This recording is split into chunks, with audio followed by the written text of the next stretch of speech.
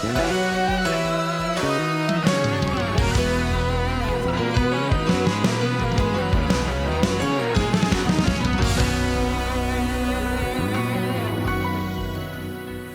afternoon, Pastor. How are you doing? I'm good, man. How are you doing? I'm all good. Awesome. Good. Can you just give us a brief intro on who your name is and your role in Mmuso Worship, I guess, or your role? Yeah, so my name is Koketo Molaulwe, and I am the leader of Mmuso Church, and by extension, the leader of Mmuso Worship. So I'm Pule. I'm the producer / music director in Mmuso Worship. My name is Once More Six, and I am the worship leader, basically. My name is Buhle Pilisio Mkonza, and I sing alto in Mmuso Worship. I'm Lifa, and I play guitars. I'm Ritual, and I sing tenor. My name is Yanga Sobetwa. I am a backing vocalist and a lead worshiper in Mmuso Worship. My name is Blue, and I sing alto. My name is Lihle Sibu M, and I sing tenor in Mmuso Worship. And my name is Sihle Pilile, and I sing soprano in Mmuso Worship. My name is Cairo, and I am a soprano and the designated screamer. The designated screamer. Yeah. All right. Okay. Cool. And can you just give us a bit of your sentiments as well in terms of the album that Mmuso Worship particularly released as an extension of the church? Yeah. You know. You know, when God calls you to do ministry, you want to touch as many people as possible. I mean, the Bible says, go unto the ends of the world, preaching the gospel, baptizing people in the name of the Father, the Son, and the Holy Spirit. So it feels like we are, making a dent in the mission that God has called us for, because the more people we reach, that means the gospel is spreading. And that is the exciting part about it. It is a very spirit-filled album, EP. You never know, because each song has minimum 2 reprises and a spontaneous moment. So I just love being part of it, and it's just liberating to know that wherever God goes, we go, and you can feel it in each and every song. It's a beautiful album, I must say, and also being part of it has been such an amazing experience to just work with different musicians and different ministers in the album.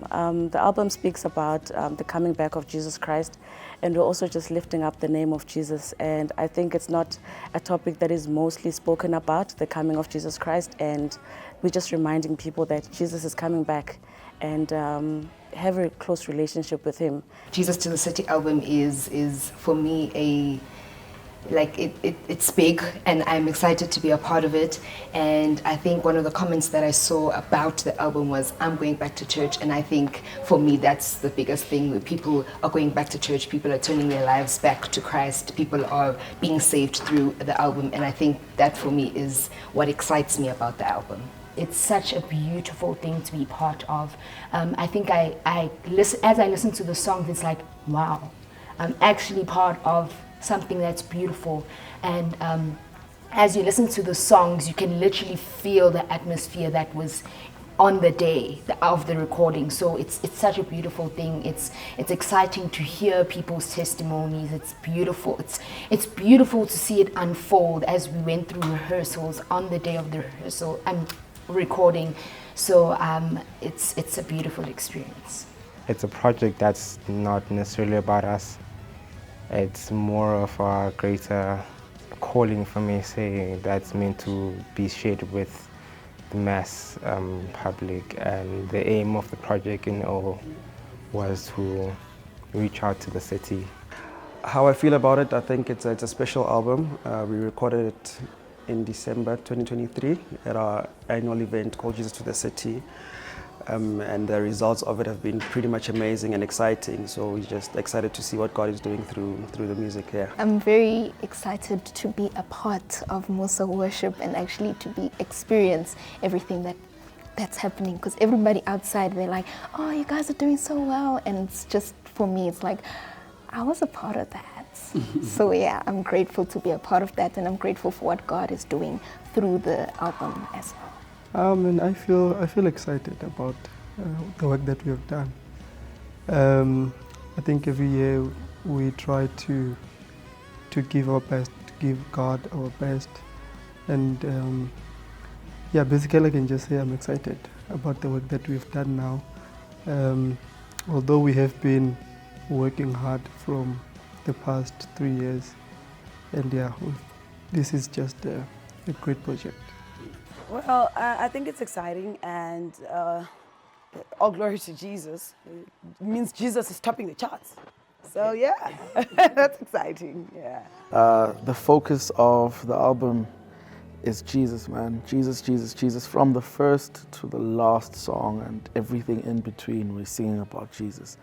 And I believe it's one of the reasons why it's doing so well, because we almost prepared only to get the focus away from us. I don't know if that makes sense, but I think it does.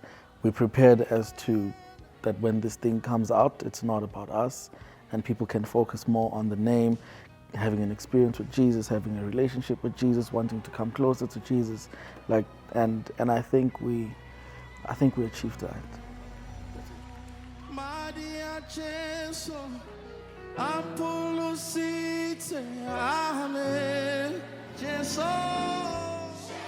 I'm sure you've been with Mmuso for a while. And how long have you been with Mmuso, if I may ask? From the beginning, hey? Oh, pretty yeah, nice. from the beginning. I think it's been about 3 years right now. So my time in Mmuso has just been very, very short. I started a year ago, and it was just, I just came here to be part of a church, and I felt it strongly in me that I should actually serve. So I've been with Mmuso for a year now, and I must say the experience has been exciting, overwhelming, mind-blowing. So what would you say is the most challenging element in creating a new song? Inspiration. Yeah, inspiration. So where do you draw your inspiration from? It depends, eh?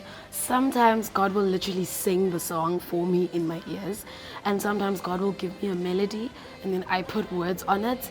Sometimes I just open the Bible, like read a psalm or something, and then a melody will come in my ears, and then I'll start singing it, and then I'll put it down. That's basically how I write. Oh, it's the process is beautiful, and what I love is that the process is always different. It's never the same. Someone could come with a verse, and when they come with the verse, when we start working on the song, you find that the verse is now a chorus, and someone else comes with what now is actually the verse, and then when we move on, what we thought was the chorus is now the bridge or the hook. By the time we're done, everything is not where it was supposed to be, but it's a beautiful, fully fleshed song. So the process is always different, but it's always beautiful. So I think for me, we have a saying that we say, God writes songs through us. So he'll give a song to whether Once More or Pastor K, and I think my responsibility is to try and translate what God gave to them into the actual sound. So for me, I treat it like a little baby that I'm trying to grow, so that everyone sort of likes this baby eventually once it's fully grown and developed. How does your role as a pastor influence your songwriting process and the themes you explore in the music? Yeah, so I think we always want to put what we preach on stage into song, right? So that when people are not listening to sermons, the message still, cuts across even in music. So I just make sure that the integrity of the message is maintained from the pulpit to the recording and across the board. Yeah. Just wanted to find out, how do you then deal with certain technical mistakes, or during a show, like forgetting a lyric, or how do you just get back on? The funny thing is that if you see me smiling on stage, just know I made a mistake. So every time if I miss something, I just smile and we move on. I don't dwell there, I try not to show. Sometimes I do, but I just move on. Just move, keep it moving. I think I'm always challenged with lyrics. I'm always challenged with remembering things, but you know what, we work as a team. That's why there's a lot of us. I know that when I've forgotten, someone else is gonna remember, and I'm like, praise Jesus, someone remembered. How do you guys ensure that your live sound matches or enhances your recorded music? So from at home to a live setting, how do you make sure that from a guitarist point of view and from a singing point of view, the quality matches or isn't even better? It's just a matter of spending time with the music, gelling with the team, And mainly, more than anything, listening to the project manager or music director, Pulem Peke, because he's the one that basically arranged the entire music with the entire team. With me, what I do, I think before the recording and also before the rehearsals, I make sure that I check my lines. I check the vocals, and when you get to the rehearsals, I already know my what to sing, and also I adjust myself to sound the same with everyone else. So for me it's easier like that. So the songs are sent in advance, and we have to go through the music at home, and we have to come to rehearsal very much prepared, lyrically, musically as well. So that's how we prepare.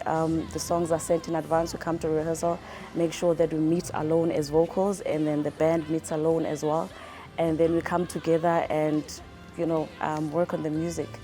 Also praying together as a team. I think for me that's one of the most important thing, because we can sound great, but then if you're not gelling even in the spirit, then what's the use? How do you guys keep up with such long days and having keeping your energy good from church to rehearsals to shooting, as being part of a very, very busy group? I would say you eat, you get all the fuels that you need from food, you pray, you ask the Lord for strength, and you just be alive in the moment, experience the moment, just be there, be present, have fun. Yes, you're tired, but continue to have fun, and you'll make it through. Well, we make it through, yes. On my side, I would say that we're a lot of personalities, different personalities. So being together, it makes the time so short. So you don't even feel it sometimes that it's been a long day, it's been a heavy day, because there's so many personalities. We're always laughing, we're always singing, we're always, So I think that's what makes the days a little bit shorter and easier to get through. Then is there any particular song that you guys have written that has come from an unexpected source of inspiration or? Yeah. Let me see. Well, I think most of them come from an unexpected source, which is our pastor. I think he's an unexpected source of songs, because I don't think he can sing to save his life. I'm not sure if you guys should keep that, but I don't think. If his life depended on it, it would be his funeral next week. But he writes a lot of amazing songs. So for me, it's unexpected.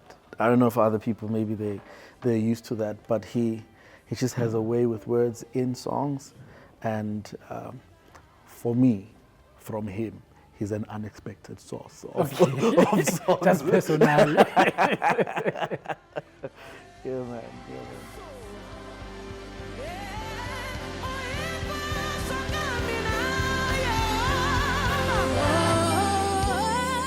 What moment have you connected with Jesus and connected deeply with your friends?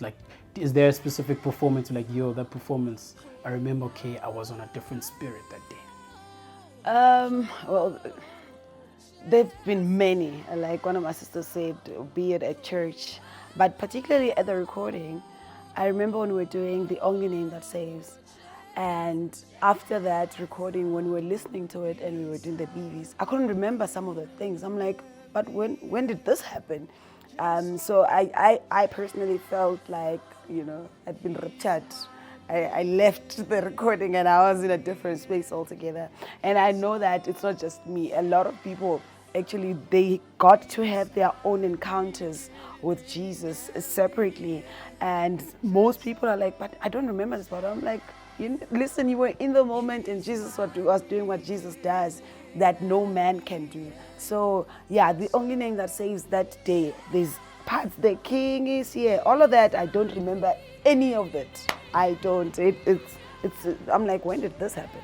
So for me, it just takes me back to that moment, which was really out of this world, which was really not, I left the room, and Can you then just describe the feeling, since you're saying you felt excited being part of the success of the album? Can you describe then the feeling of stepping out of a stage after a heated performance, particularly, let's say, the recording or any live performance that you guys do? Yeah, I think like Sis Cairo, she said that there was a moment in one of the songs where she's like, I don't remember what happened. So when the album came out, I also felt the same, like, what happened? When was that? Like, when did that happen? So I feel like for me, looking back and listening back to the album is like, that's for me the experience that, like, when did this happen? So yeah, it's the after effects. So you don't feel it on the stage, you feel it after the stage? Yes, all the time. Thank you very much, appreciate it. Thank you. And for you, within this journey with Mmuso, what's the most bizarre, most memorable experience, performance, or not like touring experience, I guess, or something that you've like, okay, you know what, because I was with Mmuso, this I had to do, or this I did? I think for me, every time we minister, the fact that people understand the lyrics of the songs, and also when people get saved, I think for me that is a win. Every time a person gives their life to Christ, I think that is the most memorable every time. Thank you so much, Blue. Appreciate it. Sure. Perfect. So one final question, Yanga. Do you have a favorite place or environment to write music? Do I? Okay, weirdly enough, Starbucks. Weirdly enough. There was a time where I just woke up and I was like, okay, today I'm writing a song. I decided to go buy a book, a notebook, and I bought like a pen. And then I just sat there and I was like, I'm gonna write a song today. Whenever it is, I don't know, but I'm gonna write it. And it was pretty chilled. It was a nice environment. A lot of people go there to work. I guess I was working. So yeah, I think it's a nice place for me to write. That type of setting, yeah. So how do you make sure that the music that you bring out to people, how does it support and make sure that the mission of the church is aligned, or how does it align with it? So everything starts from the point of the church. So everything we do starts off in church. So once it works inside our room and our community connects with it, we believe then that the people that hear it will definitely connect with it. So for us, it's the other way around. It needs to work in our local church first before we take it anywhere else. Yeah. Wille, thank you very much. Appreciate it. Awesome, awesomeness. And do you guys have any pre-show, for lack of a better word, rituals or superstitions that you guys do, like in terms of how do you prep yourself? I think to frame it better, how do you then prep yourself? Is there a thing, do you eat bubble gum? Do you tap your feet? You know, there's that one thing that you just get yourself to be in the mood in. What's yours? Food. My brother, food. I have to eat. Cool. Yeah, that's the one thing that's... In order to get a good set. Yeah, food. And for you? For me to get a good set, I think for me it's preparations. Yeah, I'm always, what can I say? I don't get too overexcited when we're about to record or to do anything, and also I mute my emotions. So when we are going to do a recording or whatever that we're doing regarding Mmuso Worship, I make sure that I keep in mind or be careful of the situation that is happening at the moment. Yeah, so I get in the moment easily. So that hence I say I mute my own emotions just to zone into what is happening in the room. In forming a sense of community, what's Mmuso's idea around forming a sense of community within the Christian space? Authenticity. I think authenticity, man. I think when we are authentic, we form deep relationships. And authenticity means you deal with the best and the worst of people. And if you're able to handle people at their worst and at their best, you are able to develop a healthy community. So I think that's that. When we come together, we don't come together as musicians, talented people, pastors, whatever titles you want to go with. We come together as a people of God. We clown around a lot. We like when you come around us, you contrary to popular, some people might think we're always praying, and we have time to pray, but oftentimes we're just having fun, laughing, authentic relationships, and out of that, chemistry develops, which is very important in working together. Nice to hear. Pastor, thank you so much for your time. It's a pleasure, man. Have a good one. Thank you. Good. If people want to find out more of the album and get more to listen more, where do you think we should reach out? Or how could we reach out? All digital platforms. Your Apple Music, it's on your iTunes, Spotify, Deezer, it's on YouTube. So you can, everywhere, man. And you can follow Mmuso Worship on Instagram, on Facebook. You can just Mmuso Worship, check for Mmuso Worship on any type of platform and it should pop up. And we've made it. You Google us, we'll Sure. Yeah, Google made it, Analytics my brother. knows you. We've made it, man. Yeah, so everywhere, which is Mmuso Worship, and the songs are available on all digital platforms, basically. Thank you very much, bro. Appreciate it. Awesomeness.